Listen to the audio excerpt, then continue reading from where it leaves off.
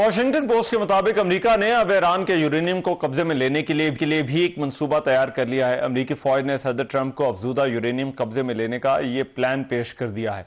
गुज़िश्ता दिनों अमेरिकी अखबार वॉशिंगटन पोस्ट की जानिब से यह दावा किया जा रहा था कि पेंटागन ईरान में जमीनी ऑपरेशन की तैयारी कर रहा है। जरीदे के मुताबिक खार्क जजीरे पर कब्जा, अब नाए हुर्मुज़ के साहली इलाकों पर हमलों पर गौर किया जा रहा है। ट्रंप के बयान पर रद्दअमल देते हुए ईरान के मुसल्लह अफवाज के तर्जुमान ने अमेरिका को सख्त पैगाम देते हुए कहा है कि ईरान ने कभी किसी के सामने सर नहीं झुकाया और आइंदा भी खुद मुख्तारी पर कोई समझौता नहीं किया जाएगा। उन्होंने खबरदार किया कि हमलावरों का मुकाबला किया जाएगा। डोनाल्ड ट्रंप की जानिब से ईरान के खिलाफ जंग जारी रखने के ऐलान के बाद आलमी मंडी में तेल की कीमतों में मजीद इजाफा हो गया। माहिरीन ने खदशा जाहिर किया कि अगर जंग जारी रही तो तेल की कीमतें $150 फी बैरल तक जाने का खदशा है। दूसरी तरफ आलमी मालियाती मंडियों में भी इस तकरीर के बाद जो है वो शदीद हलचल मच गई है। जो पीएस इंडेक्स में जो है वो शदीद मंदी रिकॉर्ड की गई और 100 इंडेक्स 3500 पॉइंट्स गिर गया।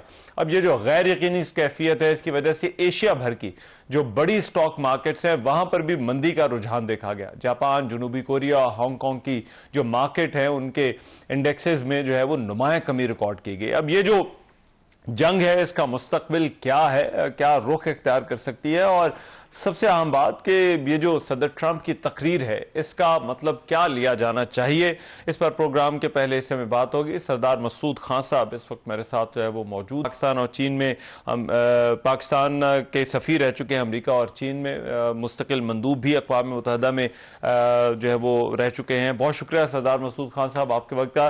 सरदार साहब, मैं सबसे पहले तो आपसे ये जानना चाहता हूँ, ये जो तकरीर हमने देखी इसमें एक तो लहजा बड़ा सख्त था और फिर ऐसा लग रहा है उनकी गुफ्तगू से कि ये जो कॉन्फ्लिक्ट है वो थमने की बजाय बढ़ने की तरफ जो है वो जा रहा है। आपको भी ऐसा महसूस होता है? एक तो इस तकरीर के हवाले से मैं जानना चाहूंगा, और दूसरा फिर क्या ये जंग अभी तवालत इख्तियार करते हुए नजर आ रही है? जो दोनों बातें आपने कही वही वो दुरुस्त हैं। मैं समझता हूँ कि ये जो उनका खिताब था बुनियादी तौर पर अमेरिकी शहरियों के लिए था, क्योंकि अमेरिका में बड़ी बेचैनी पाई जा रही थी और वहाँ कीमतें भी बढ़ रही हैं, और उसके अलावा जो है आलमी मंडियाँ हैं, फिर स्टॉक एक्सचेंजेस हैं, उनमें भी मंदी का रुझान आ रहा है और कसाद बाजारी से बचना चाहते हैं लोग। तो इस वजह से, और दूसरी ये कि उसमें कुछ मकासद वाज़ेह नहीं नज़र आ रहे थे कि अमेरिका ने यह हमला किया है तो क्या मकासद हैं, उनकी टाइम लाइन क्या है, एंड गेम क्या है, और किस पे अमेरिका मुतमईन हो जाएगा।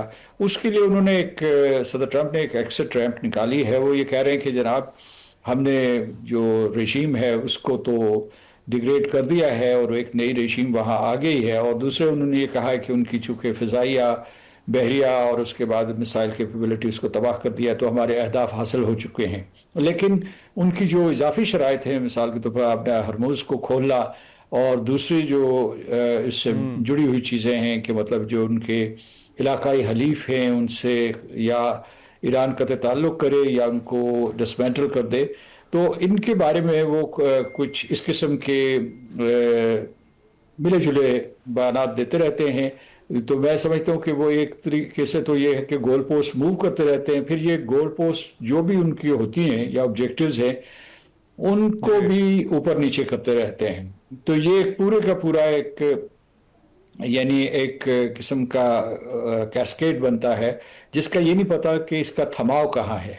तो ये सूरत हाल है, और इसलिए ये एक तरफ जो है वो जंग की तैयारियां कर रहे हैं, ज़मीनी ऑपरेशन की धमकी दे रहे हैं, और दूसरी तरफ जो है वो सफारतकारी की बात कर रहे हैं। उनकी इस तकरीर में सफारतकारी का कम जिक्र था, यानी ईरान को ये पैगाम था कि आप जो हम शराइत पेश कर रहे हैं इनके ऊपर या तो दस्तखत करें या इससे भी ज़्यादा तबाही के लिए तैयार हो जाए। यहाँ तक कि उन्होंने बिलखुसूस ये कह दिया कि हम आपके इलेक्ट्रिक प्लांट्स के ऊपर हमला करेंगे, जो एक सिविलियन टारगेट है, जो बैनुल-अक़वामी क़वानीन की खिलाफ वर्जी है, ख़ासतौर से जो जंगी क़वानीन होते हैं, वॉर लॉज होते हैं, उसके खिलाफ है और इंटरनेशनल ह्यूमैनिटेरियन लॉ के खिलाफ है। लेकिन उसमें इस वजह से ये कि जो सदर ट्रंप ने जिस किस्म का जो है स्ट्रेटजी इख्तियार की है, उसमें न सिर्फ वो जो मुल्क के अंदर बैनुल-अक़वामी बरादरी को और ईरानियों को जो है हमेशा कन्फ्यूजन का शिकार रखते हैं कि वो क्या करना चाहते हैं असल में। ٹھیک ہے، لیکن اس میں سردار مسعود صاحب اب امکان تو یہ تھا کہ یا وہ جنگ ختم کرنے کی بات کرتے یا پھر جو ہے وہ زمینی فوج اتارنے کی بات کرتے، کیونکہ یہی دو آپشنز تھیں، یہ دو ایکسٹریمز تھیں جن کی بات کی جا رہی تھی، لیکن انہوں نے اس میں سے کسی پر بات نہیں کی۔ تو آپ کو کیا لگتا ہے امریکہ کی اس کانفلکٹ میں اسٹریٹجی کیا ہے؟ یہ کہاں لے کر جانا چاہ رہا ہے اس کانفلکٹ کو؟ انہوں نے یہ کہا ایران کو کہ آپ ہماری باتیں مان جائیں اور اس طریقے سے آپ کی بچت ہو سکتی ہے، یعنی یہ سیدھا سادہ ان کا پیغام ان کو ہے، ورنہ مزید تباہی کے لیے تیار ہو جائے۔ پھر یہ ہے کہ وہ کہتے ہیں کہ 2-3 ہفتوں میں ان کو مزید نقصان پہنچائیں گے، لہٰذا جو ہے 2-3 ہفتے کی انہوں نے ایک ڈیڈ لائن سی دی ہے کہ اس کے بعد شاید وہ جنگ روک دیں۔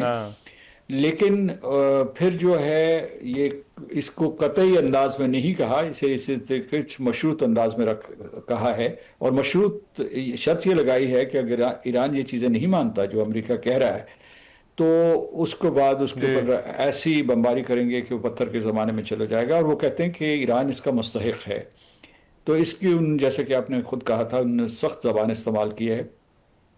اب یہ ہے کہ جو صدر ٹرمپ کہہ رہے ہیں وہ یہ کہہ رہے ہیں کہ ان کے نقطہ نظر سے میں کہہ رہا ہوں کہ وہ کہہ رہے ہیں کہ انہوں نے ایران کی تمام صلاحیتوں اور کیپیبلٹیز کو اتنا ڈیگریڈ کر دیا ہے کہ وہ کئی برس یا کئی عشرے جو ہے پیچھے چلے گئے ہیں، خاص طور سے جوہری پروگرام کے حوالے سے، اور اگر انہوں نے دوبارہ اس طرف کوئی جنبش کی، کوئی کوشش کی تو پھر ان کو سزا دی جائے گی، یہ کہہ رہے ہیں۔ لیکن میں سمجھتا ہوں کہ جو بھی امریکہ کا ایجنڈا تھا اگر اسے میز کے اوپر رکھ دیا جائے تو وہ اعلانات کے ذریعے یا میں سمجھتا ہوں دھمکیوں کے ذریعے یا کسی قسم کی جو ہے ایران کو مزید ڈیگریڈ کرنے سے وہ مسئلہ حل نہیں ہوتا۔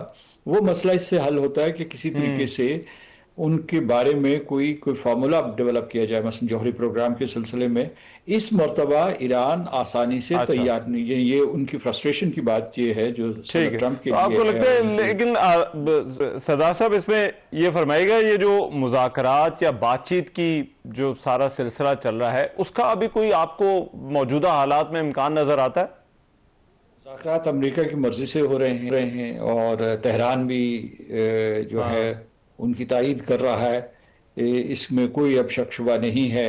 لیکن جو آج اور کل میں ایک ڈیولپمنٹ ہوئی ہے، ابھی جو خبر آ رہی ہے، بریکنگ خبر آ رہی ہے، جو کمال خرزی تھے جو ان کے سابق وزیر خارجہ تھے، جو جے ڈی وینس کے ساتھ رابطہ قائم کر رہے تھے اور تاکہ مذاکرات ہو سکیں، تو ان کے اوپر بھی بمباری ہوئی ہے، ان کی اہلیہ انتقال کر گئی ہیں۔ وہ خود جو ہے ایک پہلے خبریں آ رہی تھی کہ وہ بہت شدید زخمی ہیں، ابھی میں دیکھ رہا تھا کہ وہ کہہ رہے تھے کہ وہ شہادت پا چکے ہیں۔ لیکن اس صورت میں یعنی جو سب سے بڑا خدشہ پیدا ہو رہا ہے وہ یہ ہے کہ اگر امریکہ اور صدر ٹرمپ جو ہیں وہ سفارت کی طرف مائل بھی ہیں تو اسرائیل آن بورڈ نہیں ہے، کیونکہ ایلیمنیشن کا دعویٰ جو ہے وہ اسرائیل نے کیا، اسرائیل کی بمباری سے ہوا ہے۔